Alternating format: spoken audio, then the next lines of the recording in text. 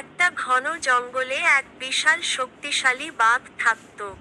সবাই তাকে ভয় পেত। সে ভাবত, এই জঙ্গলে তার চেয়ে শক্তিশালী আর কেউ নেই। একদিন সেই জঙ্গলে এক ধূর্ত শিয়াল এল।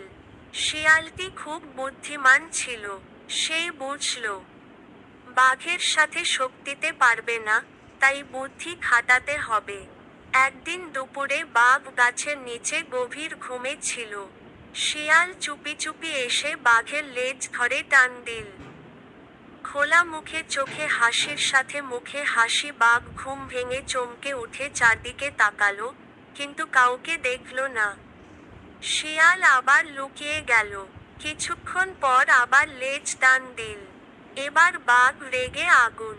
আগুন বাঘ চিৎকার করে বলল, কে আমার সাথে মজা করছে? সামনে আসো। শিয়াল এবার সাহস করে সামনে এসে বলল, আমি জঙ্গলের নতুন রাজা।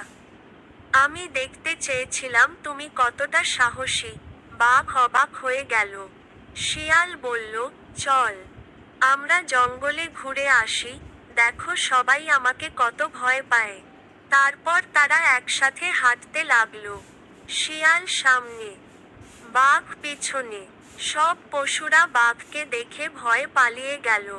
কিন্তু বাঘ ভাবল, ওরা শিয়ালকে ভয় পেয়ে পালাচ্ছে।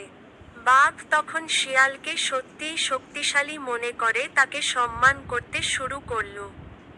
শেষে শিয়াল হাসতে হাসতে মনে মনে বলল, শক্তি না থাকলেও বুদ্ধি থাকলে জয় করা